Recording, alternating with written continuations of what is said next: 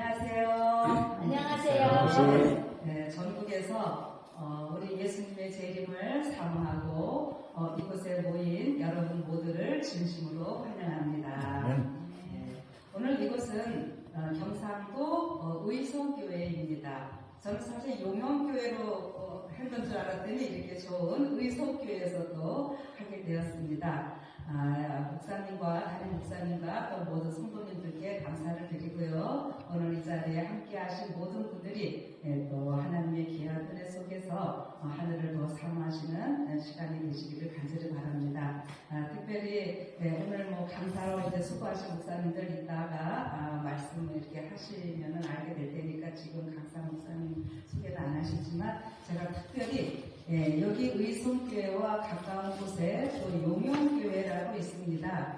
이 용영교회 역사가 얼마나 되었죠? 110년요.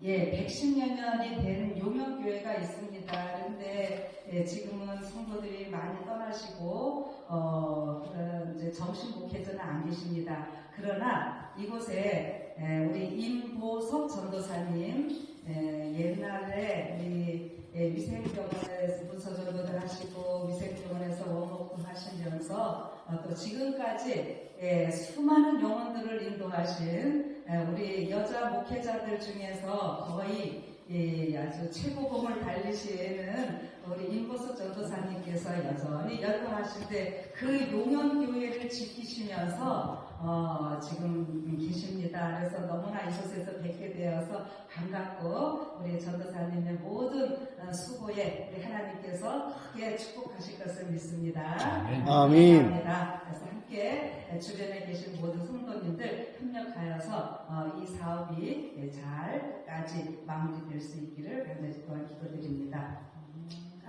오늘은 특별히 저희가 그 재림을 사모하는 이런 모임이 있고요. 이렇게 소그룹으로 다양하게 하나님의 사업을 하고 싶어 하시는 이런 우리 성도님들이 많이 계시죠. 그래서 최은미 집사님을 중심으로 의료 선교 사업 이런 쪽에 이제 관심을 갖는 이런 팀들이 있어서 같이 하게 되었습니다. 여러분 의료 선교 사업이라는 것은 크게 우리 지금 서울위생병원, 부산위생병원 또 우리 각종 요양병원들이 몇 개 있고 이렇게 하는데 그런 큰 의료 사업도 있고 이제 또 소금으로 할 수 있는 이런 의료 사업에 대해서도 우리는 선지자를 통해서 많은 기별을 주신 일들이 있습니다. 그래서 각각 있는 곳에서 어떻게 그 일을 이 복음 사업과 잘 연계해서 연합하여 일을 할 수 있는지 이런 것들을 우리가 의논하고 있습니다. 그래서 오늘 같이 이렇게 모여서 말씀을 나누는 이런 시간을 또한 갖게 되었네요. 그 모든 일에 하나님의 축복이 함께 하시기를 간절히 기도드립니다. 아멘. 네. 자, 그런데 오늘 이제 겸사겸사해서 제가 작년 2024년 11월 달에 그 마달피에서 재림을 사모하는 제4차 전국 재림 부흥 집회를 열게 되었었는데요. 그 전에 이 그림을 보시면서 조금 궁금하신 분들 한번 위해서 소개를 해드리겠습니다. 여러분 우리 목사님들 전도회나 할 때 이 그림 많이 사용하시지요? 처음 보시진 않죠? 근데 이 그림이 뭐가 특징인 거 아세요?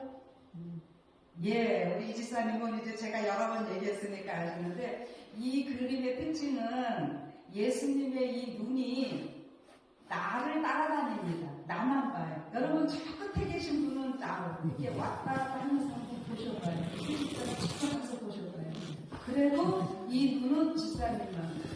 그래서 이게 특별히 기법으로 그린 건데 요 눈만 그리는데 이 화가가 저기 9시간 걸렸어요. 그래서 옛날에 제가 미국 갔을 때 그 마코피니 목사님 시간 이디지리트 그쪽에서 제가 원고는 봤는데 그래서 이 그림 목사님들이 아마 많이 사용하시는데요. 그래서 제가 이 10편 50편 15절 환난 날에 나를 부르라 내가 너를 건드리니 내가 너를 영원하게 하리로다.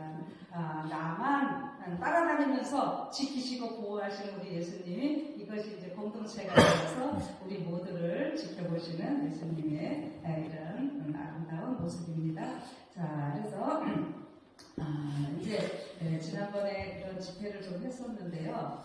제목을 일일효명과 우리의 준비 뭐 이런 제목으로 좀 했었어요. 그러니까 이제 거기 계셨던 분들과 또 이 영상을 들으시는 분들이 많은 질문을 합니다. 긍정적인 질문, 격려해 주시는 이런 전화도 많이 받고요. 반대로 또 조금 부정적인 이런 질문도 제가 많이 받고 그렇습니다.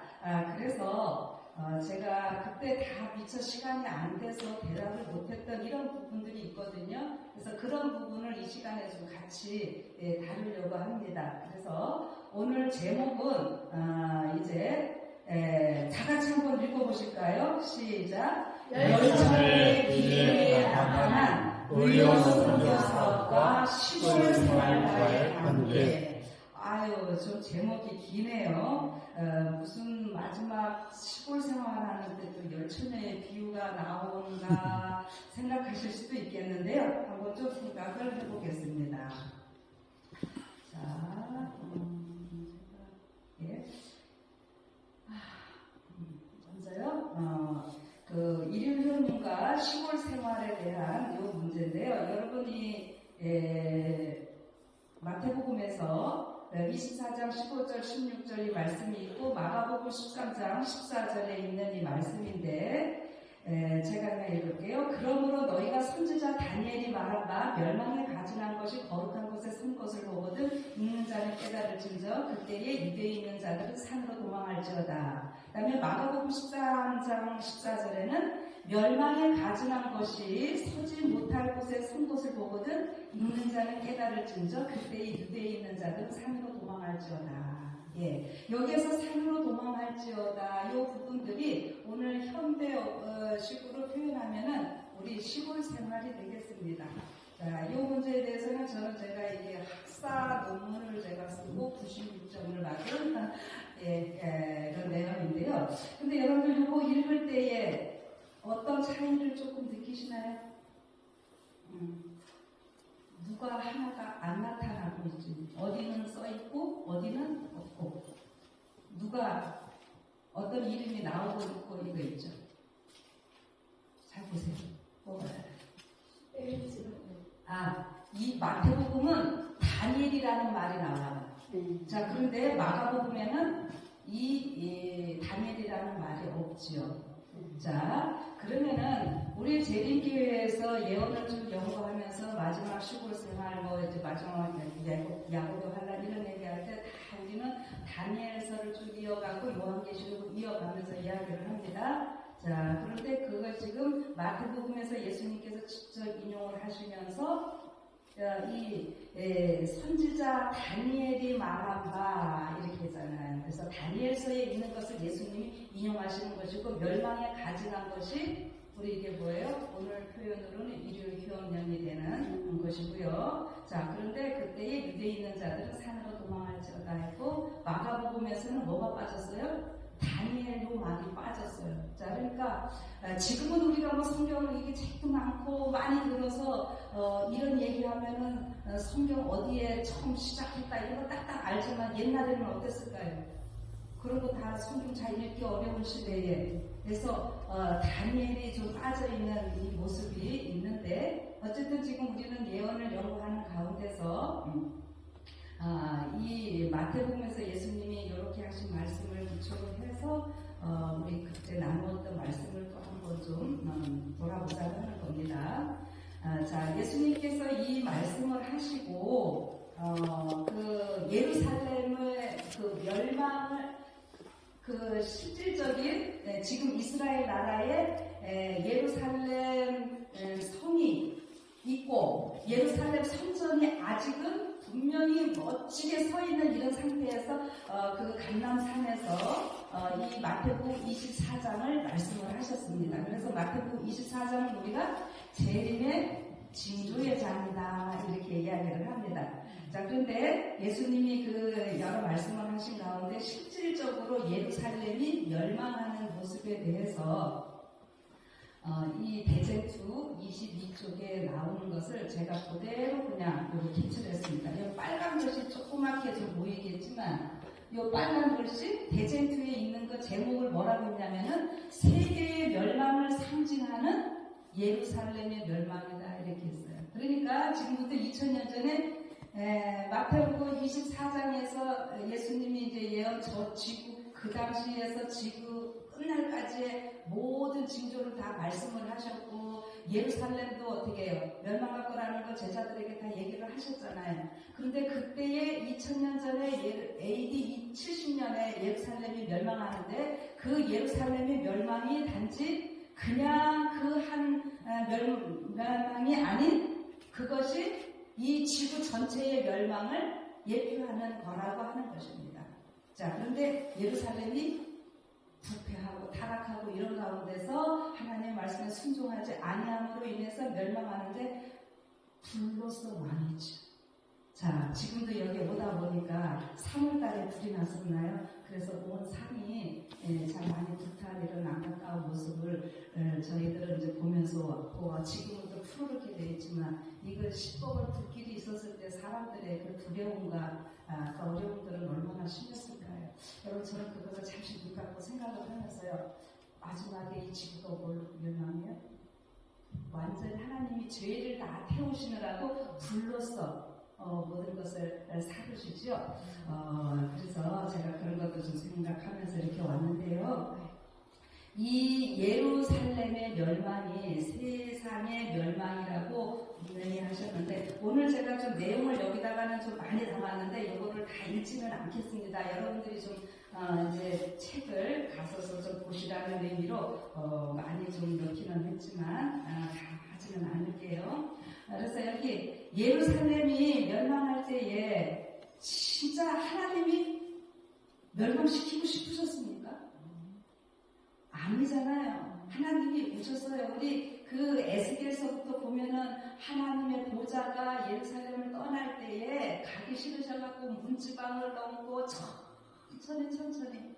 그러니까 결국 뭐였어요? 이 예루살렘이 회개하고 돌아오기를 기다리시는 하나님의 그 크신 사랑이 있음에도 불구하고 이 사람들이 완고하여 누구에 의해서 그렇게 마음이 강팍해지고 불순종하게 되었습니까? 사단의 정신에 꽉 사로잡혀서 하나님의 말씀에 순종하지 아니함으로 너무너무 그 거룩한 성전이 제사장들이 백성들이 타락함으로 인하여 하나님께서는 눈에 보이는 그 모든 것을 멸망시킬 수밖에 없는 그러한 일들이 있었죠. 그리고 그렇게 멸망하는 가운데서 그러나 순종한 사람들은 어떻게 됐어요? 구원을 받았습니다. 지금 마지막에 예루살렘 멸망이 지구의 멸망인데 지구의 멸망이면은 이 하나님께서도 우리가 사실 지구를 멸망시키러 오시는 것은 아니죠. 이 멸망해가는 지구에서 우리를 구원하시기 위해서 오시는 겁니다. 그리고 이 지구에 우리가 하늘에 가서 영원히가 아니라 하늘에 가서는 얼마나 살아요? 한 1000년 아니죠. 1000년? 그렇죠. 살다가 다시 이 땅으로 내려와야 되잖아요. 그러니까 이 땅을 깨끗게 해서 영원히 여기서 살게 해주시려니까 죄는 어떻게 해야 돼요? 다 없애실 수밖에 없는 거죠. 그냥 하늘에서만 우리가 영원히 살 것이 아니라 거기서 있다가 다시 이 땅으로 오니까. 근데 그 죄를 다 멸망시키는데 거기에 누가 있어요? 죄인도 처음은 하나님께서 다 만드신 존재들. 근데 그 죄인들이 불에 탈 때 우리 하나님의 마음이 어떠실까요?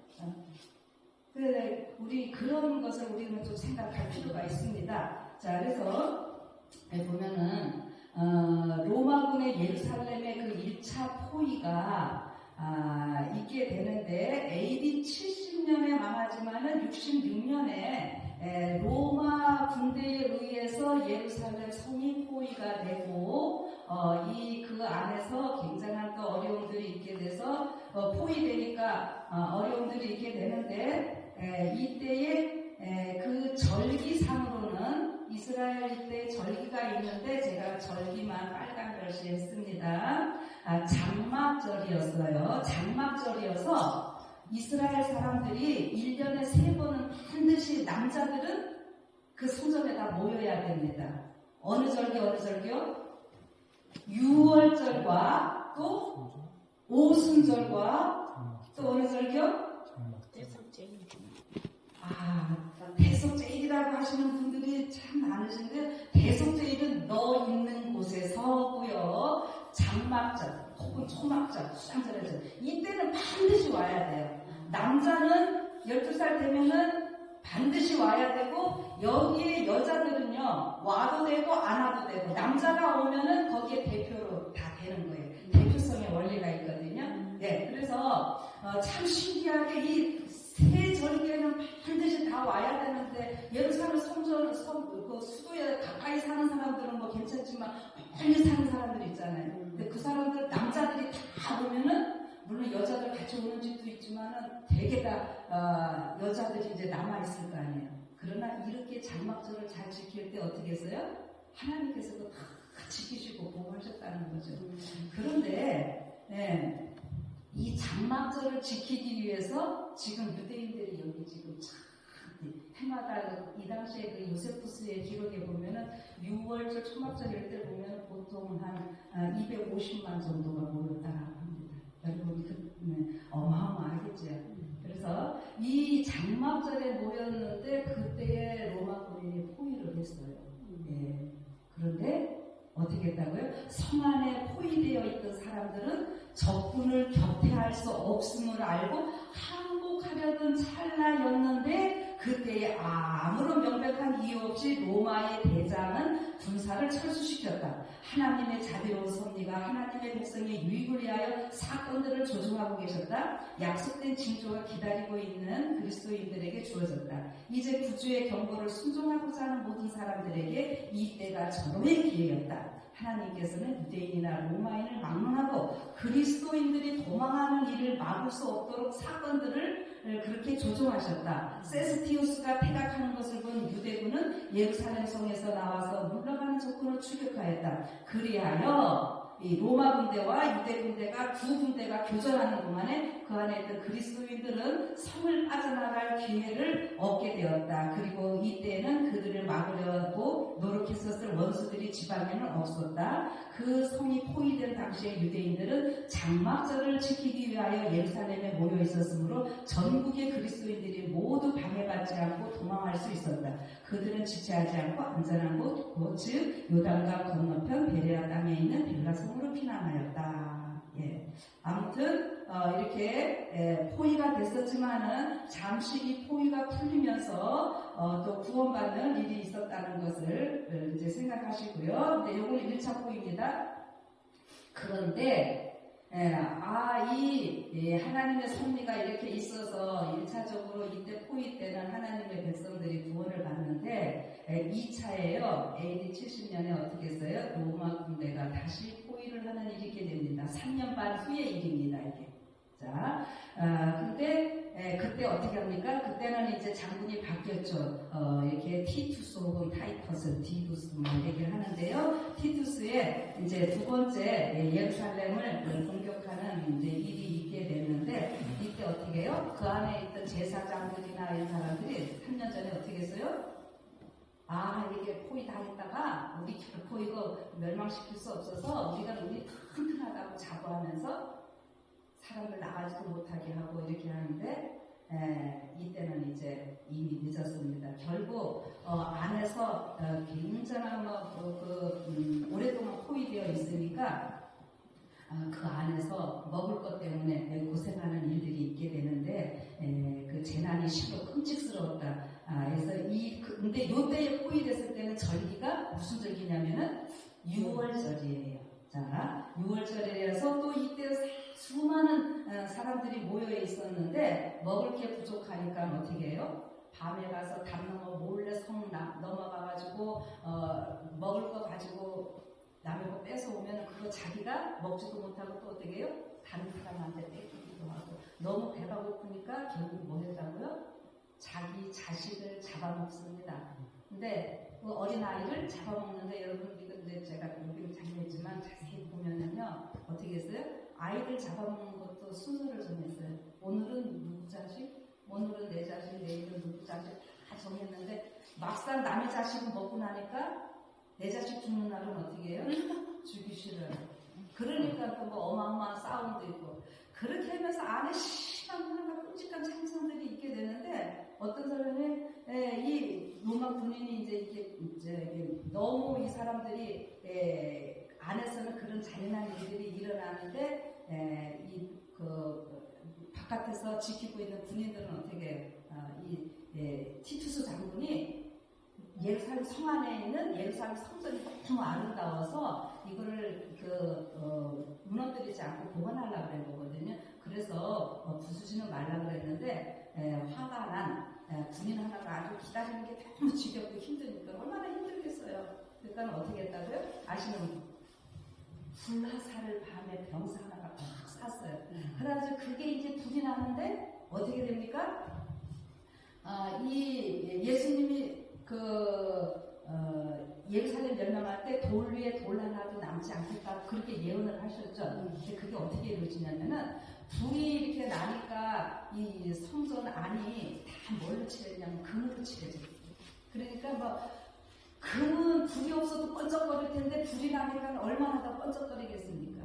그러니까는 이 군인들이 뭐 하더라고요? 여기에 뭐 보물이 어마어마하게 있느니라 하고 생각을 하고 이 벽 틈에 뭐 다 있나 해서 다 긁고 뭐 하다 보니까 다 무너지고 이 성이 완전히 폐허가 되는 그런 일들이 있게 되는 이런 모습이 있었습니다. 근데 이때에 여기 사람들이 너무 막 배가 고프니까는 자식들 잡아먹고 가죽과 허리띠, 신발 이런 거 다 가죽으로 만들었습니다. 그런 것이 또 이렇게 해서 뭐 죽고 고문당하다 죽고 이렇게 해서 정말 가장 거룩한 곳이 뭐가 있던 곳이에요?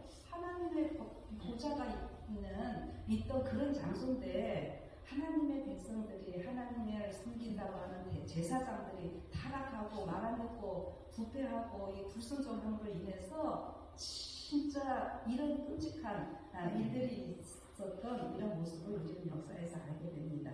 자, 그런데 아까 장막할 때 사람들을 피했다고 했잖아요. 근데 이때는 6월절이에요.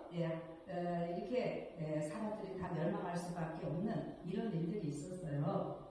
그러면은 제가 또 하나 연애심에 있는 말씀을 좀 읽어드릴게요.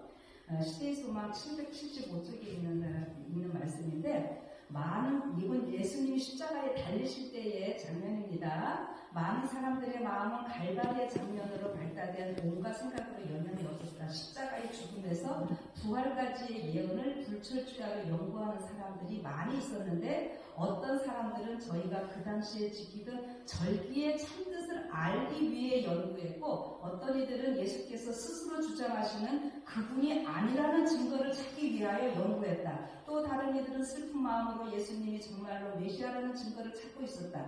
비록 그들이 서로 같지 않은 견해를 가지고 여러 가지 목적으로 연구했지만 모든 사람은 같은 진리고 지난 며칠 동안에 일어난 사건에서 예언이 성취되었고 십자가에 못 박히신 그분이 세상의 구주였다는 사실을 깨달았다. 그때 그 예식에 참여했던 많은 사람들이 다시는 6월절 의식에 참여하지 않았다. 여러분 뭐가 좀 떠오르세요?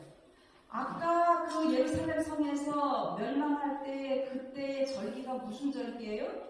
6월절이었잖아요. 여기 다시는 6월절 의식에 참여하지 않았다. 심지어 제사장들 가운데서도 예수님의 참된 신분을 깨달은 자가 많았다. 그들의 예언 연구는 헛되지 않았다. 예수께서 부활하신 후에 그들은 그분을 하나님의 아들로 인정했다.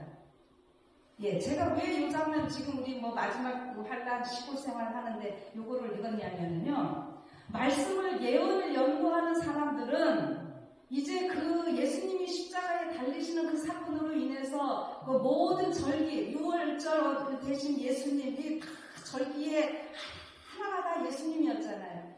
그래서 이제는 우리가 더 양 잡아서 할 필요도 없고 이 6월절 지키려고 시골에서 이렇게 1년에 3번씩 올 필요도 없고 그 모든 것이 다 성취됐으니까 그래서 이제 사람들이 예언을 불철주야 십자가의 죽음에서 부활까지 예언을 불철주야로 연구하는 사람들은 이 절기의 참뜻을 깨달았다고 하는 거예요. 그 모든 이제 저 예수님으로 인해서 다 성취됐으니까 굳이 거기 갈 필요 없는. 그러니까 그 사람들은 어떻게 된 거예요? 말씀을 깨닫고 연구했던 사람들은 깨달았고 거기에 순종하니까 이 사람들은 여기에 가서 그 고생 안 하고 예, 피난하고 그야말로 살았다 이겁니다. 예. 그리고 여기에서 어떻게 했어요? 6월절 의식에 다시는 안 갔다고요. 그때. 그런데 그걸 못 깨달은 사람들이 여전히 그렇게 다 갔다가 가서 죽은 거 아닙니까? 그래서 심지어 제사장들 가운데서도 예수님의 신분을 깨달은 자가 많았다. 우리가 막 그 당시 제사장들 부패했고 뭐 이런 얘기도 하지만 여기 또 뭐라 그래요? 제사장들 가운데서도 진실된 분들 많이 있었고 백성들 이거는 시대마다 어느 곳이나 다 그래요. 그래서 우리가 말씀을 보고 이렇게 준비하고 할 때는 물론 부정적인 면도 있지만 긍정적인 면을 우리가 조금 더 부각시키면서 이렇게 하면 좋을 것 같고요. 우리가 뭐 마지막 환란 뭐 이러면 이게 막 두려운 것 같지만 두려운 것보다는 여기서 더 얻게 되는 유익과 이런 기쁨을 좀 저는 생각해 보았으면 하는 이런 마음이 좀 간절합니다. 자, 그래서 이때 분명히 멸망에 가증한 것이 거룩한 곳에 선 것을 보거든 어떻게 하라고? 유대에 있는 자는 지붕에 있는 자도 그냥 빨리 산으로 도망하라 했잖아요. 이것이 그대로 멸망에 가증한 것이 일요일 휴업령이에요. 우리 재림기는 거기에 관심 있잖아요. 그래서 일요일 휴업령이 내리면 어디로 가는 거예요? 시골로. 그거는 이제 우리 재림교인들 다 알아요. 그런데 이제 우리가 이제 시골 생활을 좀 미리 준비하자 이렇게 하니까 이런 것에 대해서 이제 약간의 설왕설래가 하는 이런 이야기들입니다. 그래서 제가 오늘 그거를 이제 본격적으로 조금 다룰게요. 이 예루살렘 멸망을 생각하시면서 시골 생활에 대한 부정적인 견해들 제가 듣는 것들 좀 이야기를 할게요. 참 유익한 것들이 많이 있는데 이제 저에게 들려오는 것들 얘기를 합니다. 우선 좀 대충 이런 거예요.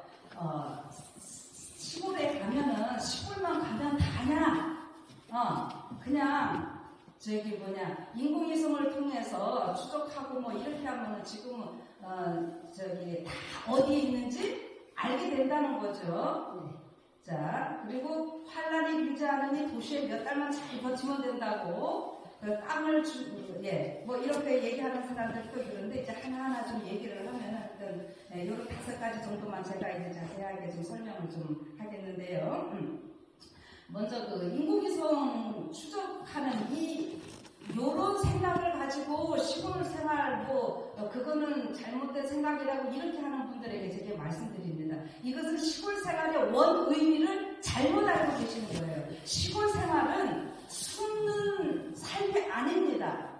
숨는 얘기가 아니에요.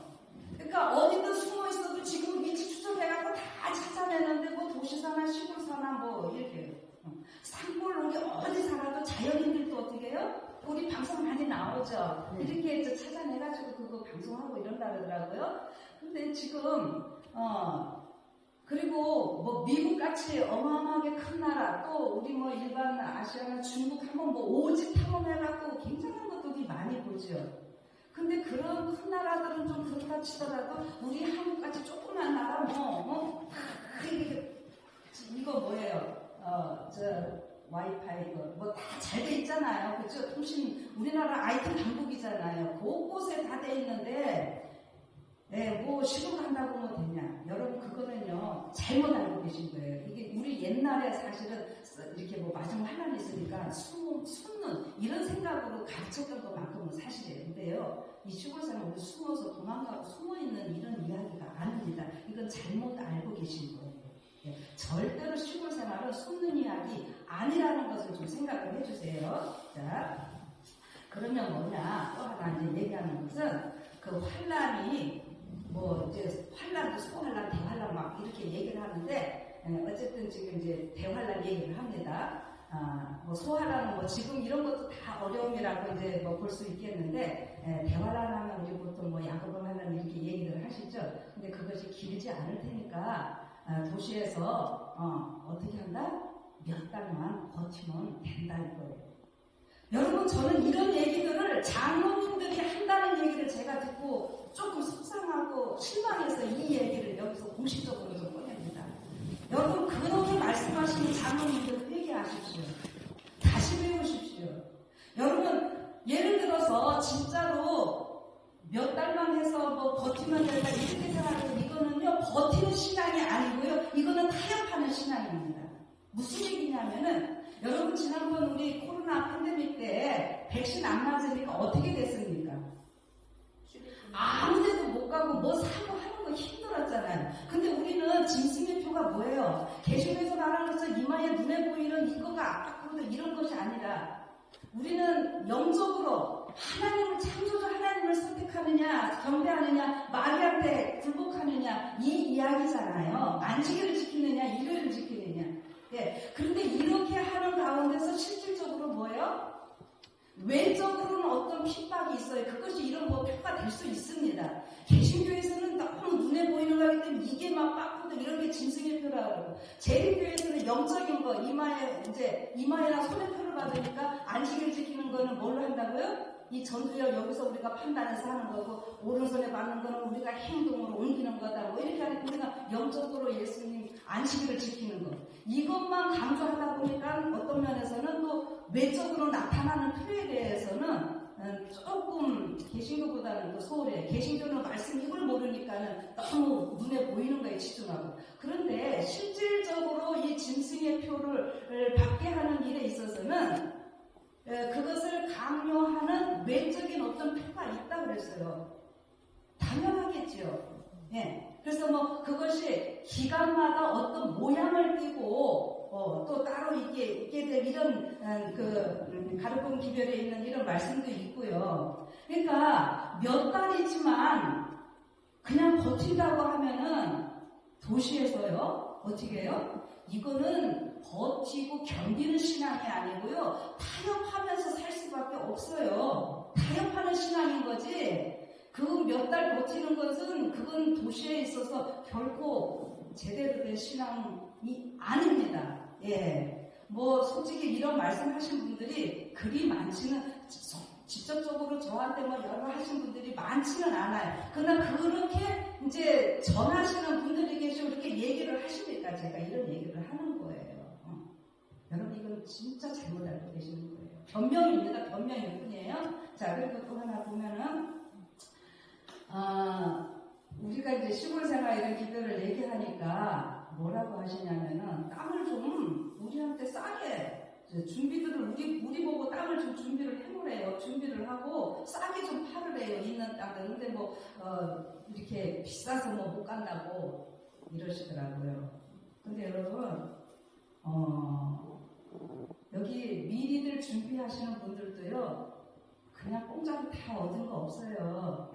열심히들 일하시고 일해서들 다 준비를 한 것이고 근데 뭐 조금 비싸게 팔면서 그러는 거는 아닌 것 같고요. 그러니까 돈들이 없으시니까 그러긴 하겠지만 그러니까 미리들 좀 준비들을 하시라 이겁니다. 예. 그리고 제가 또 이런 분들도 봐요. 그냥 연세 드신 분들요. 그냥 자녀들한테 줄 건 다 주고 당신 혼자 그냥 이렇게 뭐 시골 생활을 하는 사람들한테 옆에 좀 있으면 되지 뭐 이런 정도의 생각으로 하시는데요. 그런 거는 아닌 것 같아요. 그래서 여러분들 왜 미리 준비를 해야 되는지 이제 뒤에 또 조금 얘기를 하겠는데 지도부에서 공식적으로 권할 때까지 그냥 기다리고 있어라. 너들 뭐 그렇게 집회하면서 거기서 얘기를 하냐 이제 이런 거거든요. 자 그럼 여러분 저는 누구보다도 제가 교단을 사랑하고 집행부 위에 모든 명령에 순종하기를 원하는 사람입니다. 그런데 여러분 이게 시골 생활을 한다고 하는 것이 시골 농토를 준비하고 집을 준비하고 이러는 문제를 조금만 살펴봅시다. 부동산을 사업하려고 하는 게 금방 됩니까? 쉽습니까? 위에서 이제 이런 해서 이제 우리 성도들 가능하면 빨리들 시골로 가십시오. 이렇게 하는데 그러면은 미리 준비 안 된 사람들 어떻게 돼요? 이 지금 서울에 있는 아파트 금방 팔려요? 네? 그건 안 팔리는데 그것도 놔두고 갈 수도 없고 또 가면 또 어디로 가요? 네? 그래서 미리 준비한 사람들을 이렇게 하는 거는요 어떤 의미가 있냐면은 또 그 믿음의 분량대로 하나님께서 미리 가서 준비하면서 하는 사람들도 있고 맨 마지막에 갈 사람들은 어떤 사람들이냐면요 우리 목회자들이에요. 목회자들 도시에서 끝까지 전도하다가 진짜 마지막에 어쩔 수 없는 상황에서 이제 가는 거예요. 그러니까 미리 가는 사람들도 뭐라고 할 필요 없고 준비하는 일이니까 잘한다고 격려해야 되는 것이고, 또 시골에서 지금 준비하고 계신 분들은 너희들 왜 안 들어와 하면서 여기 남아있다고 믿음 없다고 또 뭐 우리가 서로 정지할 것도 아니에요. 이거는. 그러니까 서로 그 믿음의 분량대로 하나님께서 역사하시는 일이고, 이런 모든 것들은 선교를 위해서, 영혼 구원을 위해서 하나님께서 하시는 일들입니다. 여러분 그렇게 알고들 일을 하셔야 돼요. 아멘. 그래서 이 땅이 뭐 갑자기 팔리고 뭐 갑자기 또 새 땅을 지금 팔려도 뭐예요? 또 사는 것. 여러분 지금 빈집들이 널려 있는데요. 막상 내가 가서 살려면요. 또 그것도 안 돼요. 저도 참 어려움을 좀 겪고 있는데요.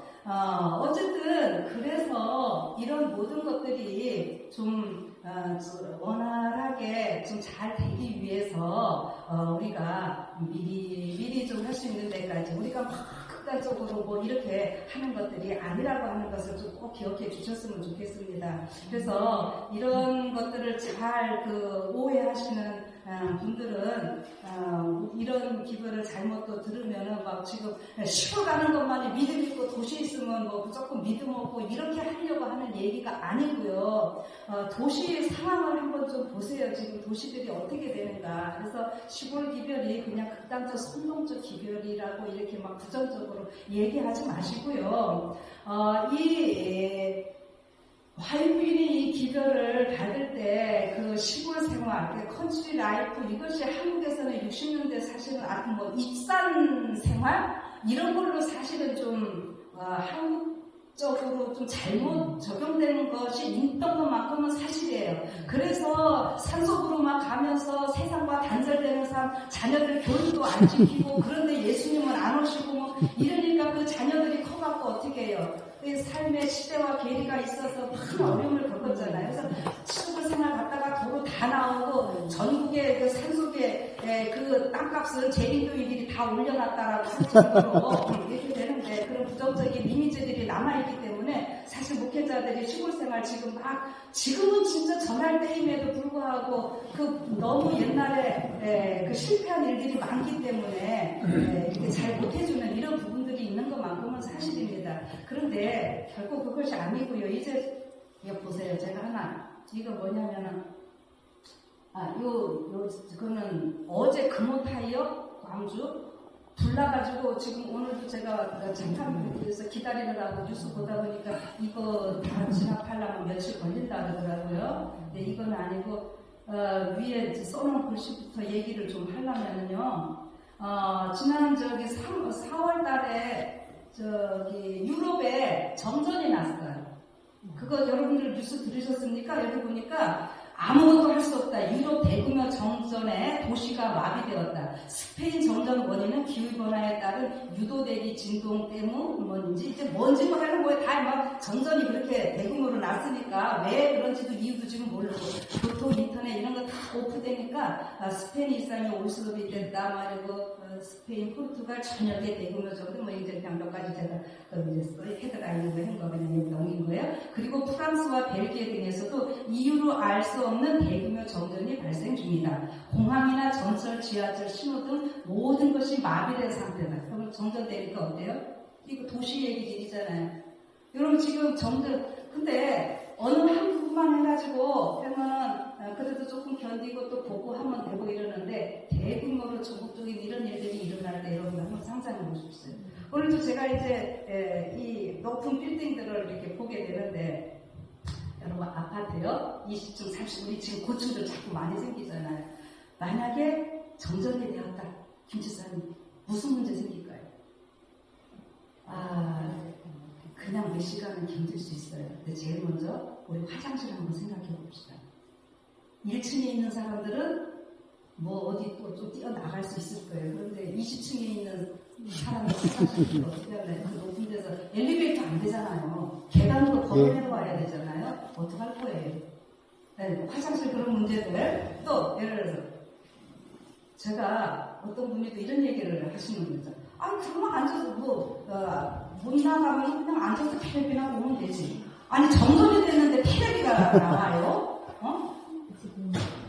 근데 부엌 얘기 한번 해봅시다. 냉동실이 녹기 시작하면은 집집마다 냉동고 몇 개씩 되는데 여러분 그거 다 어떻게 하겠습니까? 어? 이건 뭐 좀 이렇게 얘기하면 다 극단적이라고 그럴까요? 자, 근데 이게 한겨울이라고 또 생각을 해보세요. 난방 끼고 다 지금 안 나가면은 그냥 몇 시간이 아니라 맨날 걸린다면 그것이 또 반대로 여름이라고 생각해보세요. 그러면 에어컨 못 틀잖아요. 겨울에는 난방 못 타요. 이제 집안에서 이런 문제들 생기겠죠? 그럼 지금 요 옆에 그림 요거는 뭐냐 하면은 서울 집안치마 고위험지. 왜 싱크홀 많이 생기죠? 근데 지금 어떻게 해요? 그 위험지도가 다 있더라고요. 서울 보니까. 근데 이게 다 어디 중심으로 많이 되냐면요. 지하철 밑으로 막 하고, 그러니까 한강 주변으로 뭐 해서 집안이 다 약해지면서 이런 일들이 생긴다라고 하는 거예요. 그러니까 여러분은 싱크홀에 그냥 우리 젊은이가 오토바이 타고 배달하는, 저는 이거 보면 참 마음이 아파요. 오토바이 타고 가다가 배달하다가 뭐 이렇게 죽고, 그 차들, 그 멀쩡한 사람들. 그리고 많은 지금 사고와 재난들이 도시에서 일어나잖아요. 근데 시골은 어떻게 해요? 조금 그런 점점이 돼도 어떻게 해요? 제가 지금 금방 얘기한 이런 어려움은 없을 거고요. 네. 그리고 이 시골 또 그다음에 우리 제1교회에서 건강식 얘기하잖아요. 건강기능. 그치 음식 문화가 어떻게 돼요? 도시는. 그리고 자녀들을 위해서도 또 특별히 시골 생활을 하라고 그랬어요. 왜요? 도시의 활락 문화들이 자녀들을 지금 우리 교회도 젊은이들 자꾸 없어지잖아요. 지금 우리 삼류학교 우리 어떻게 하고 있습니까? 이런 모든 것들 때문에 하나님께서는 마지막 때에 이런 기회를 주셨는데요. 어떤 시골 생활의 부정적인 것을 얘기하기보다는 이것은 선지자를 통해서 주신 기별이에요. 그러면 어떻게 해요? 이 기별을 우리 한국적 이 시대에 맞게 우리는 연구해서 어떻게 해야 될지 이거를 서로 나누는 것이 이게 필요한 거고 그것이 저는 이 시대에 필요하다라고 하는 것입니다. 그래서 아멘. 시골에 있으면서 우리가 지금 이 같이 또 그 어떤 분들도 교회에서 그래요. 이제 시골 생활하는 사람들이 뭐 산골짜기 앉아가지고 전도도 안 하고 뭐 이러는 사람들이 또 있는지 모르겠지만 전도 도시에 가야 전도만 할 것처럼 이렇게 생각을 하고 근데 시골에 있으면서 어떻게 하는 거예요? 도시로 충전하고 우리의 그런 삶을 또 도시에 나가서 전하고 이렇게 하는 거예요. 그래서 이 대표적인 예가 누구냐면은 에녹입니다. 에녹의 삶이 어땠다고요? 에녹은 시골에 살았어요. 그래서 시골에 살면서 도시에 나가서 전도하고 그래서 또 기별 받아들이는 자들 어떻게 했어요? 자기 집으로 데리고 왔어요. 집에 와서. 자, 그렇게 하면서 본을 보이고 평범한 그 당시 한 시민과 한 가정의 아버지로서의 에녹의 삶은 평범한 시민이라고 표현, 그 부자 그 순지자 보면 나와요. 아버지로서. 그 주위에 전혀 문제 없이 그렇게 시골에 살면서 그 당시도 굉장히 부패한 이런 시대였는데 그렇게 했다고 하는 거예요. 그래서 그 에녹의 모습을 통해서 감화받고 와서 또 그 삶을 배워가고. 그래서 여러분들 지금은 아직까지는 우리가 대형 요양병원 이런 데에 있어서 환자들 보내고 있지만은 하나님께서는 그런 것과 더불어 이제 그런 것들도 못할 때가 없고 오잖아요. 자, 여러분 대형 병원들이나 상륙학교 뭐 다 교육 사업이 어려워지고 이럴 때가 있다 그러는데 하나님의 뜻대로 하려고 하면은 그거 다 어려움이 있기 때문에. 근데 세상과 타협하고 세상에서 하라는 대로 하면 괜찮아요. 근데 말씀대로 하려고 그러면 그런 일들이 있는 거죠. 이제 그런 혹시 언제 앞으로 모든 법들이 또 어렵게 될 때에 우리 개인적으로 어떻게 해요? 사람들, 우리 다 가정이 각 성도들마다 이 건강 기별 이런 거 우리가 잘 준수하고 이런 것들 잘 배우고 훈련해가지고 어떻게 하는 거예요? 각 가정이 가정 요양을 하라고 해요. 하나님께서 그렇게 말씀을 하셨어요. 그렇게 해서 끝까지 여러분들 그 소리는 잘 하시잖아요. 목회 사업은 못해도 마지막까지 남을 거는 뭐라고요? 의료 사업이다. 그 소리는 열심히들 하시잖아요. 그게 뭐 목사들이 일 못하거나 그런 얘기가 아니라 세상이 점점 험해지고 어려움이 생기니까 아픈 사람들은 당연히 늘어날 것이고 그러니까 아픈 사람들 하나님께서 구원하셔야죠. 그러니까 그거를 누구를 가지고 하시라고 하시는 거예요? 여러분과 저를 통해서 하시려고 하시는 거거든요. 그래서 시골에서 미리 준비해서 음식 자급자족하면서 도시의 그 잘못된 음식들 먹지 않고 지금 뭐 유전자 조작 그 정도만 해도 괜찮아요. 그런데 요즘은 다 배달 문화 돼가지고 집에서 안 해먹고 하다 보니까 음식들이 얼마나 많은 좋지 않은 것들이 들어가겠습니까? 아무리 뭐 잘한다고 하더라도 그래서 여러 가지 도시에 문제들이 있게 되기 때문에 그런 문제들 때문에 하나님께서는 이 시골에서 우리가 마지막 때는 생활을 할 것을 얘기를 하셨다라고 하는 거예요. 그래서 여러분들이 말씀을 보실 때 어느 한쪽으로만 치우쳐서 보지 마시고요. 좀 이렇게 긍정적으로 보시면서 객관적으로 잘 살필 수 있는 왜 이런 말씀을 하셨는지. 그래서 시골 생활은 절대로 물론 뭐 진짜 최후의 어느 순간에는 진짜 더 깊은 어떤 뭐 그런 시간도 분명히 있을 것만큼은 사실 거예요. 그러나 우리가 지금 하는 일들이 그런 의미가 아니라는 것을 여러분들이 꼭 기억하시고요. 우리 에녹의 삶처럼 그런 삶들이 좀 되었으면 좋겠습니다. 자, 그래서 제가 좀 이런 예를 들어드리고 뭐 시간이 많지 않으니까 좀 요즘으로 좀 하면서 이거는 뭐예요? 지금 정전 났던 이라고 하면서 기사들을 제가 보는데 마지막 해주는 얘기가 그래서 그 대응을 지금 어떻게 해야 될지만 연구 중이고 그 정전의 원인이 뭐 아는 데도 있고 모르는 데도 있고 막 그래요. 그런데 결국 하는 말은 한국도 안심할 수 없다. 이 말은요 지진 나도 꼭 그래요. 우리 막 지진 어디 뭐 나면 막 근데 이제는 우리나라도 어떻게 해요? 지진에 대해서 안전하지 못하다 이렇게 하고 있잖아요. 그래서 이 모든 것들은 마지막 다 예언의 성지잖아요. 곳곳에서 난리와 난리의 소문이 있고 처처에 지진과 기근이 있고 뭐 여러 가지 그런 모든 것들이 성취되는 일인데 도시는 너무너무 위험하고 힘든 일들이 많으니까 하나님께서 이렇게 말씀하시고 우리를 안전하게 지켜 보호해 주시고자 하시는 하나님의 사랑의 말씀임을 여러분들이 기억하시고 각자에게 좀 긍정적으로 이렇게 좀 생각을 하셨으면 좋겠습니다. 아멘. 그래서 이제 세 번째는 제가 아까 제목을 뭐라 그랬다고요? 열천의 비밀에 나타난 이루성부 사업과 시골생활과에 담겨 있으니까 이렇게 좀 나눠볼게요. 보통 열처녀 비유에 대해서 한 번도 못 들어보신 분, 성경도 못 읽으셨고 설교 못 들어보신 분, 많이 들었죠. 예, 여기 한 분도 안 계시고 우리 목사님들은 설교 어떻게 해요? 이 설교 안 해보신 목사님들 안 계시죠? 자, 근데 이 말씀 보면은 제가 조그마한 이렇게 그냥 다 올렸어요.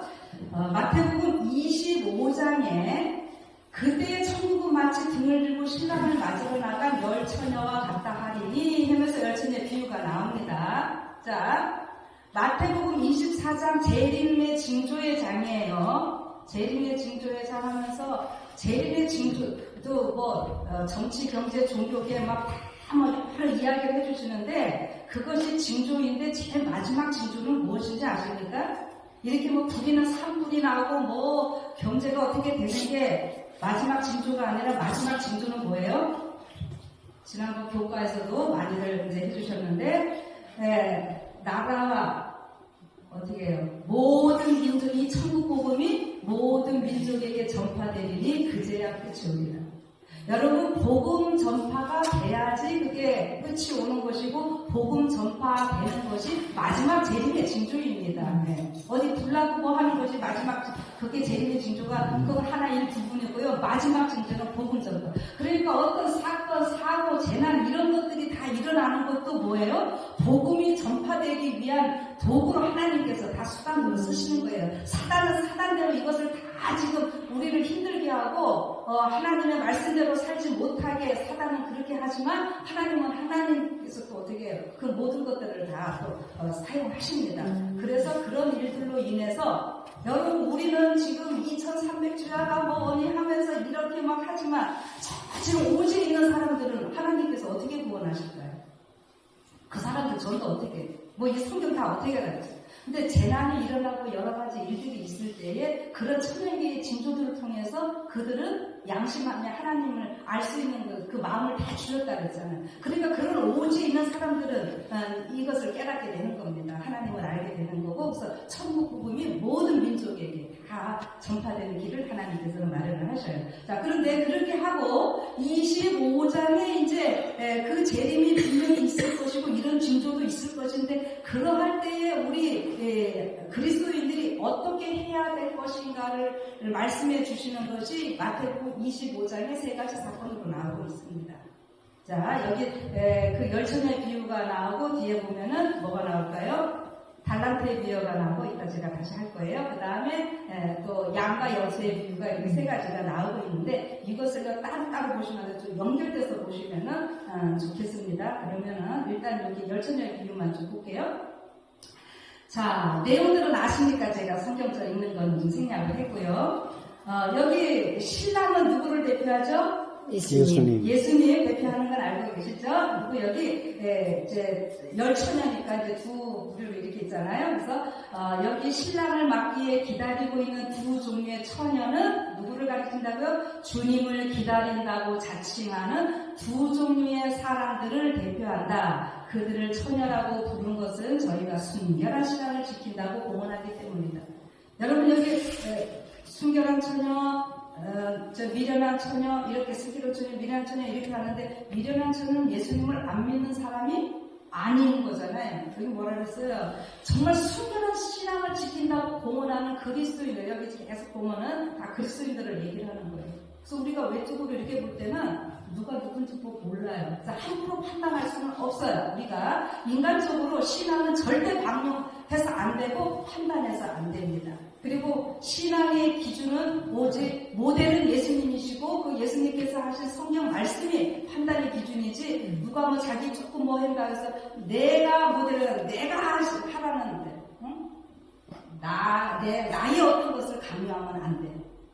그래서 여기 지금 열처녀가 다 순결한 신앙을 한다고 하는 사람들인 그리스도인들인데, 등불은 뭐를 나타낸다고요?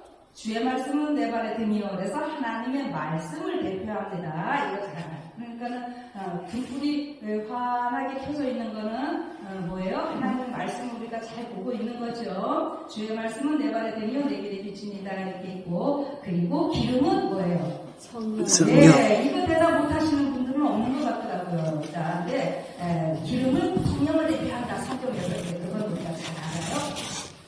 자, 그래서 이제 여기까지 이제 보통 제 열처녀의 비유를 하시면서 성령 요구 설명을 하고, 이제 우리의 풍선이 뭐 어떻게 준비되어야 되는지 이런 얘기들을 많이 하시면서 이 말씀들을 마무리를 짓는데요. 제가 오늘 조금 더 좀 말씀을 나눠볼까 해요. 여기 기름을 준비한다는 것이 무슨 뜻일까 하는 거예요. 기름이 아까 성령이에요. 성령께서 나와 함께 하시면 내가 어떤 일을 하느냐, 이거를 우리는 생각을 하셔야 돼요. 그래서 여러분들이 신물교훈 읽어보시면 거기에 이제 많은 얘기들이 나오고 있어요. 그런데 그런 얘기를 하다 오늘은 우리 의료사하고 관심 있는 분들하고 같이 좀 하는 거니까, 지금 열처녀 비유 다음에 달란트 비유가 나온다 그랬죠. 자, 이게 뭐냐면은 열처녀 같은, 마태복음 24장이 아닙니다. 25장입니다. 24장은 재림의 징조장이고 마태복음 25장이에요. 앞에 부분 열처녀의 비유, 그 다음에 달란트의 비유, 양과 영세의 비유 이렇게 나뉘어지는데, 기름을 준비한 사람들, 그러니까 쉽게 말해서 슬기로운 처녀들이 해야 할 일이 뭐냐면은 받은 달란트대로 그 달란트를 잘 활용하는 그것이 뭐라고 하는 거예요? 그것이 기름을 준비한 슬기로운 처녀들이라고 하는 거예요. 아멘. 그거 잘 가서 읽어보세요. 다시. 저는 이제 오늘 이렇게 간단하게만 얘기하지만. 그래서 여기서 각자 주어진 재능대로 우리가 이 선교 사업을 하는 거지요. 근데 그 선교 사업 하는 것도 어떻게 해요? 어느 한 분야만 있는 게 아니에요. 우리 지사님은 지금 간호학을 하시고 막 하니까는 지금 의료적으로 또 지금 또 한쪽에서 우리 시프리기 전도단들도 열심히들 하시고 다 하는데, 의료사업, 보호사업, 전도사업, 이 모든 그 여러 가지 것들이 있잖아요. 이런 모든 것들이 다 뭐예요? 내가 가진 달란트를 성령을 받아서 그 등불 말씀이 있는데 그 말씀을 환하게 해주는 건 성령을 통하는 것이고, 그렇게 해서 우리가 이 달란트들을 가지고 어떻게 한다고요? 영혼 구원하기 위해서, 그 영혼이 구원되는 이유는 이제 그 신물교훈 이런 거 다 읽어보세요. 우리의 그런 봉사하는 삶을 통해서 누가 이제 드러나는 거예요? 그러니까 영혼들 구원할 때 우리 하나님께서 영광을 받으시는 거예요. 그래서 이사야 58장의 말씀, 이사야 60장의 말씀도 같이 이 멸천의 비유를 읽어보시면은 그 이사야 60장 일어나라 내 빛을 발하라 막 해서 이렇게 하면은 내 영광이 이르고 세계가 막 다 돌아오는 얘기까지 해주시는 거예요. 그래서 이런 선교 사업 가운데 뭐가 있는 거예요? 의료 사업, 구호 사업 다 여러 가지가 있게 되는 거죠. 그러니까 이런 모든 것들을 어떻게 하는 거예요?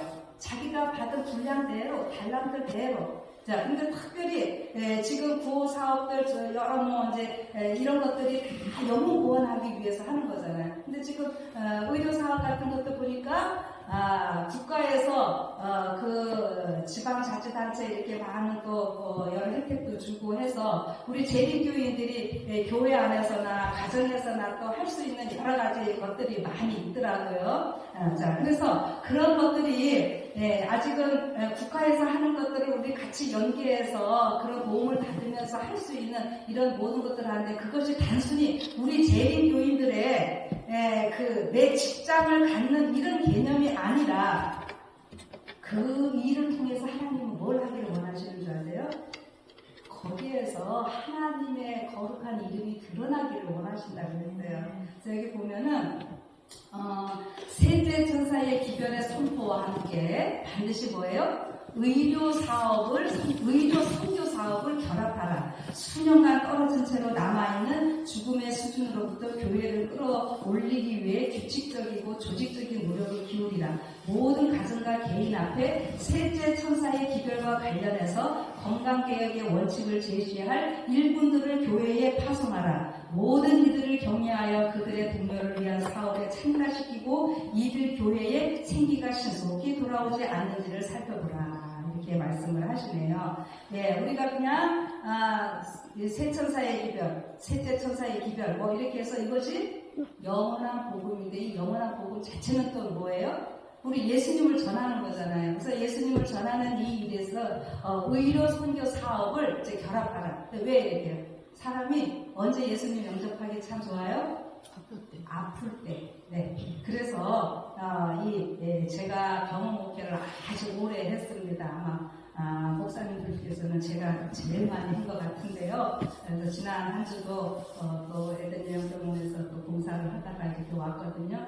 그랬을 때 참 많은 분들이 예수님을 영접하고 회개하고 잠드시는 분들, 또 그리고 그 가족들이 또 전도가 되고 해서요. 진짜 이렇게 의료 봉사하면서 그런 기관에 제가 봉사를 하면서 진짜 고구마 줄기 뿔이 막 딸려오듯이 이렇게 진짜 우리 직원들과 다 협력해서 이렇게 예수님을 전할 때에 그들이 감동받고 예수님 영접하는 이런 일들이 있게 되었거든요. 그러니까 이제 우리가 지금 그런 병원 통해서 또 각각 교회에서 또 여러 지금 사업들 많이들 하시잖아요. 근데 그런 모든 것들이 이제 처음에는 우리 교단의 교회의 성도들의 이미지를 좋게 하고, 그렇게 함으로 인해서 결국 하나님을 높이고 그 영혼들이 또 구원받는 이런 일들이 되는데, 이렇게 하면서 제가 꼭 부탁드리고 싶은 것은, 제가 좀 전에 뭐라 하냐면, 이런 일들을 하실 때 내 개인의 어떤 직장으로만 하는 것이 아니라는 것을 제가 말씀드렸잖아요. 여러분, 그렇게 제가 지금 여기 다 인용은 안 했는데, 그렇게 이런 의료 선교 사업이나 일을 하면서 내가 왜 제7일 안식일 예수 재림교인이 되었는지 분명히 다 설명할 수 있어야 된다고 그랬어요. 자, 그런데 우리 성도님들 어떤 분들 계신지 아세요? 몇십 년을 한 직장에 다녀도요, 그 직장 동료들이 이 사람이 교인인지 아닌지조차도 모르는 분이 있어요. 그거는 뭐예요? 자기가 하나님의 백성임을요, 증거하지 않는 거예요. 전하지 않는 거예요. 뭐 굳이 일하는 그 시간에 막 우리가 성경과 이런 건 아니지만 자기의 그 직장에서의 삶을 통해서 하나님의 백성인 것. 그런데 그 하나님의 백성 중에서도 어떻게 해요? 특별히 남은 무리, 제7일 안식일 재림교인이라는 것을 이야기한다는 것은 굉장한 특권이에요. 근데 특권이 아니라 안식일 교인이라는 것을 숨기시는 분들도 많아요. 그래서 그래 보면은 아유 어느 교회 다녀요? 그럼 그냥 어디 교회 다녀요. 나도 그냥 교회 다녀요. 여러분 이럴 때 수치스럽게 생각하지 마시고 자신있게 조금 길어도 어떻게 해요? 나 교회 다니는데 내가 다니는 교회 이름이 길어요. 제7일 안식일 예수 재림교회. 그런 거예요. 뭐 이름이 그렇게 길어. 그러면 조금 시간 있으면 이름 긴 이유. 지금 다 일요일날 그래. 너희들은 다 일요일날 가지만 성경적으로 어떻게 해요? 안식일이 제7일이고, 그 다음에 예수님이 재림하시는 거 우리가 믿고, 예수님의 재림에 우리 인류의 소망이 있다. 지금 우리 빠지기에서 30년, 50년 근속해서 퇴직할 때 뭐 매달 가지 나가서 또 이제 뭐예요? 살만하면은 또 병원 갔다 가야지. 그 다음에 또 어디 가야지. 끝이잖아요. 근데 그게 아니라 예수님이 재림하시면서 우리에게는 소망이 있다 얘기하시면 얼마나 좋겠습니까? 하나님께서 그걸 원하신다 그랬어요. 그래서 우리 소망의 이유를 묻는 자들에게는 어떻게 해요? 언제든지 우리가 얘기할 수 있어야죠. 아무리 성경 주신 거 많이 배우고 했어도 여기서는 막 교인인데 나가면 교인인지 아닌지 구분 안 돼요. 그거는 아닌 거고요. 그 다음에 우리 재림교인들요. 특별한 존재입니다. 특별한 존재이지만 별난 존재가 되면 안 됩니다. 무슨 말이에요? 시골 생활 하시는 분들요, 뭐도 안 먹고 하다 보니까 참, 저기는 아주 별난 사람들. 별난 사람. 이거는, 저는 옛날에 아주 깡촌에서 다 살았어요. 근데 그때 이제 뭐 이렇게 하니까 저도 진짜 멸치도 안 먹고요, 마늘파도 안 먹고 살았어요. 그런데, 저는 굉장하게 건강하고 달리기도 잘하고, 그러거든요. 근데, 그 당시에 저 학교가 토요일날 안식인데 지금 우리 토요일날 괜찮지만 그때는 다 토요일날 학교 가는 거잖아요. 근데 교회를 가는데 저만 토요일날 안 가는 건데 교회를 가려면 학교를 지나가요. 그럼 애들은 다 학교를 가는데 저만 교회를 가니까 뭐 애들이 뭐라고 그러냐면 그때는 고춧가루도 먹으면 안 된다고 막 그렇게 해서 가르쳤어요. 그래가지고 우리가 제가 반찬을 흰김치 싸가고 이러니까는 저를 놀리는 게 고춧가루 안 먹는 안식교회 이러면서 놀리고 월요일날 가면은 이제 맞는 시간이에요. 이제 결석했다고 맨날 맞고 근데 강 하나를 두고 이쪽 면에는 우리 큰 집이고 저쪽 면은 작은 집인데 두 집 애들이 월요일 가면은 맞는 날이에요. 결석했기 때문에. 그리고 우리 때는 분단별로 출결석 이런 거 대우도 시키고 그러면은 다른 데는 다 왔는데 저 때문에 우리 분단이 빠졌으니까 이제 또 욕 먹고 맞고 선생님 그다음에 5학년 6학년 2년은 똑같은 선생님이 담임을 하셨는데 이렇게 그래서 제가 공부는 언제나 그 상위권을 우등상을 놓치지 않았어요. 그래서 그거는 뭐라 못 하시는데 이렇게 하면은 저 별명을 선생님이 뭐라고 지었냐면 토요병이에요. 토요일 날마다 제가 아는 거니까. 그리고 뭐 이제 시험지 같은 거 우리 해보면 뭐 나눠주고 통지표 이런 거 나눠주잖아요. 그러면은 다 이름 불러서 나눠주는데 이름도 정성분 했다가 아니 토요병 아니면 안식교 이렇게 부르면서 선생님부터 이렇게 하면서 어떻게 해요?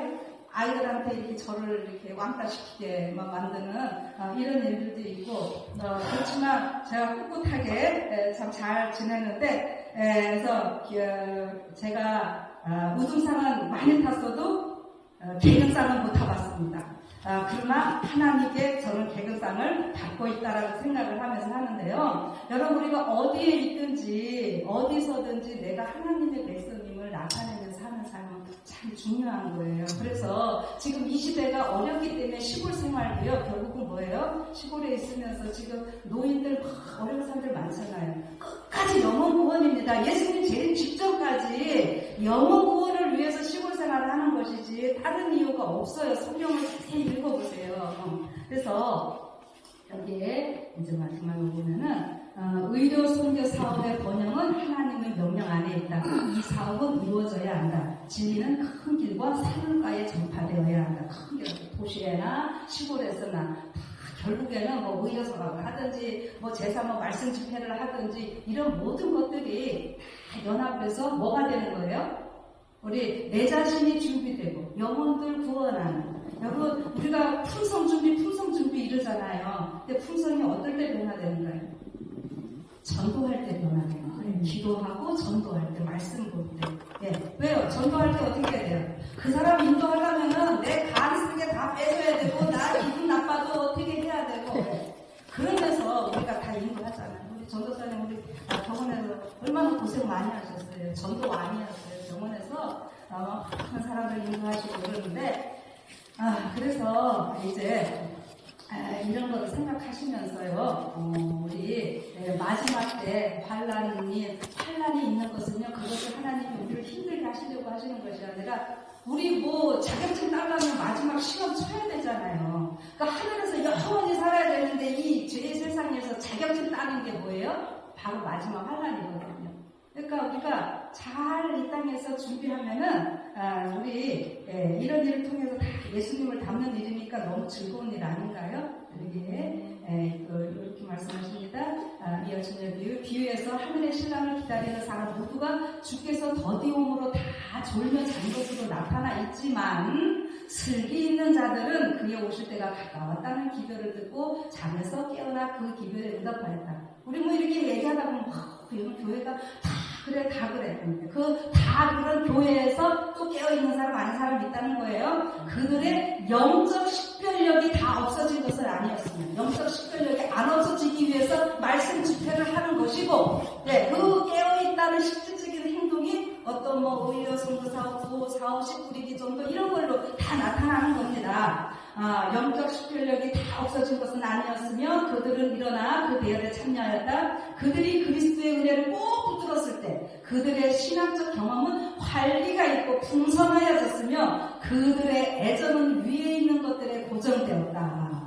그들의 도움의 근원이 어디 있는가를 알았고 하나님의 사랑에 감사하였다. 그들은 성령을 받아들이기 위하여 마음을 열어놓았고 그 성령으로 말미암아 하나님의 사랑이 그들의 마음에서 흘러나왔다. 그들이 등잔의 심지를 자르고 손질을 해서 불을 붙여 도덕적 흑암에 쌓여있는 세상에 한결같은 빛을 보내었다. 그들은 하나님을 영화롭게 하였으니 이는 그들이 마음에 은혜의 기름을 가졌기 때문이며 그들의 주님이 그 앞서 행하신 일 곧 잃어버린 자를 찾아 구원하는 일을 하려고 나아갔기 때문이었다. 1910년 사인지지에 나온 말씀입니다. 자, 그래서 보니까 이런 내용 들으니까 마지막 사업을 하는 사람들의 우리의 삶이 어떻다는 거예요? 막 활기도 있고 얼굴에 이게 어떻게 해요? 지금 하나님의 사랑에 푹 젖은 사람들이니까 얼굴빛이 어때야 돼요? 반짝반짝 딱 빛나야죠. 응? 우리 안식일에 예배드리러 오실 때 어떻게 해요? 기쁨과 즐거움이. 근데 안식일에 오면서 일주일 동안에 세상 근심 걱정 다 지고 오느라. 우리 그러면 안 돼요. 마지막 백성들은. 그러면 누가 뭐 하나님 믿어도 뭐 똑같네. 그럴까요? 근데 우리는 이렇게 뭐 어려움이 있어도 즐겁고 기쁘게 이렇게 해야지 사람들. 저 사람들은 뭐 때문에 저렇게 웃고 살아? 이럴 거 아니에요. 자, 그래서 이런 말씀 생각하시고 이제 마지막 이제 이렇게 기름을 이제 충분히 준비한 슬기로운 처녀들, 그래서 실질적인 모든 달란트를 잘 활용하던 사람들, 그렇게 하면은 그 달란트를 활용하는 일에 있어서 이제 그 세 번째 마태복음 25장에 양과 염소의 비유가 있었다 그랬잖아요. 근데 양과 염소에 보니까 뭐 나와요? 오른쪽에 있는 사람, 내가 벗었을 때에, 옥에 갇혔을 때에 막 다 그래 해준 거, 그거죠. 근데 이게 다 누구한테 한 거예요? 예수님한테 한 것이고, 이제 오른쪽에 있는 양들은 어디로 가요? 예수님과 함께 영생을 하고, 이 마지막 이 사람들은 어디로 간다고요? 왼쪽에 염소들은 영벌, 지옥. 그래서 이제 마지막 지구 멸망한 그 영원한 그때를 다 얘기하는 거잖아요. 그러나 이제 이렇게 잘 달란트를 활용해서 준비했던 살아왔던 사람들은 이제 뭐라 그러냐면은 그들은 머리를 들고 예수님 이제 오실 때 장면입니다. 24장 재림의 징조 전 세계에 복음도 전파되었고 우리가 그렇게 열심히 영혼들 구원하니까 그들은 머리를 들고 저희 위에 비치는 의의 태양 광선을 받으면서 저희의 구속이 가까이 임함을 알고 크게 기뻐하면서 신랑을 맞으러 나간다. 열심히 이렇게 봉사한 사람들은 되게 기뻐서 지금 예수님 가까이 오는 것도 알아요. 근데 전도 안 하고 이게 봉사를 안 하는 사람들은요, 예수님 가까이 오시는 거 몰라요. 똑같이 교회 다녀도. 그래서 기뻐하면서 신랑을 맞으러 나간다. 저희는 이렇게 말할 것이다. 이거 다 글씨 보이시나요? 한번 다 같이 읽어봅시다. 시작. 이는 우리 하나님이시라. 우리가 그를 기다렸으니 그가 우리를 구원하시리라. 아멘. 아멘. 오늘 여기 참석하신 모든 분들, 이 영상을 들으시는 모든 분들, 우리 예수님 공중에서 우리를 맞으러 오실 때에 우리 다 같이 이는 우리의 하나님이시라. 우리가 그를 기다렸으니 그가 우리를 구원하시리로다. 이렇게 다 외치시고, 아유 이렇게 빨리 오실 줄 몰랐어요. 조금만 더 있다 오시죠. 이렇게 하시는 분들이 한 분도 없고, 정말 예수님 내가 너무 기다렸습니다. 그래서 두 팔 벌려서 예수님 다 맞이하시는 여러분과 제가 되기를 바라면서 오늘 말씀 마치겠습니다. 아멘. 기도하겠습니다. 마라나타, 예수님 곧 오신다고 하시니 너무나 감사합니다. 아멘. 예수님 오시면 우리 제 세상에서 고생 안 하게 되고, 이렇게 막 불타서 너무 어려움들이 많이 있는 이쪽 남쪽 지방인데 이런 일도 없을 것이고, 주님 저희들이 멀리서 차 타고 오느라고 고생도 했는데 그런 일도 없을 것이고, 그냥 우리가 빛의 옷을 입고 예수님과 함께 영원히 행복하게 정말 감사 찬송하면서 살 그날이 있는데, 우리가 무엇을 이 세상에서 더 바라겠습니까? 오직 예수님 오실 그날을 기다리면서 또 말씀 주신 대로 또 이 땅에서 사는 날까지는 열심히 봉사하겠습니다. 그래서 나를 구원하신 하나님, 많은 영혼들 같이 구원하여 하나님 앞에 드리기를 원합니다. 우리의 모든 활동에 하나님께서 크게 축복하여 주시옵소서. 아멘. 받은 달란트대로 열심히를 우리가 합니다. 내 것만이 최고가 아니라, 내 달란트만이 아니라 서로 다 주신 달란트가 있으니 그것을 잘 서로 어떻게 사용하면 잘 할 수 있을지 격려하고 지지하고, 이렇게 하여서 합력하여 선을 이루는 모습이 오늘 이 자리에 참석한 모든 자들에게 일어나게 하시고, 그래서 결국은 많은 영혼들을 하나님 앞에 드리면서 감사 찬송하는 저희 모두 되게 하여 주시오기를. 우리를 사랑하셨고, 그래서 우리를 구원하셨고, 또 우리를 다시 데리러 오실 예수 그리스도의 이름으로 간절히 기도드리옵나이다. 아멘. 감사합니다. 감사합니다. 너무 좋아요. 우리 이 정도 식구라면 내가 집에 가서 점심을 해드릴 수 언제 있는데. 해요? 지금 아니, 빨리 먹어야지. 가면 먹고 우리 해야 돼. 언제 왔다? 금방 저게 오후에 더 해야 냉면 되는데? 냉면? 맛있게 해서 그럴까요? 줄 수 있어. 응. 이 10인분은 내가 준비가 네, 돼 갑시다. 있으니까. 여기서 5분 거리니까요, 차로. 네, 우리 집에 또 보고 이렇게 하면 네, 좋을 것 같아요. 우리 전도사님 그 냉면이 아주 일품입니다. 저는 전도사님 냉면 3그릇 아우, 냉면 먹고 너무 맛있어요. 어떻게 그러니까 돈 드릴 필요도 없고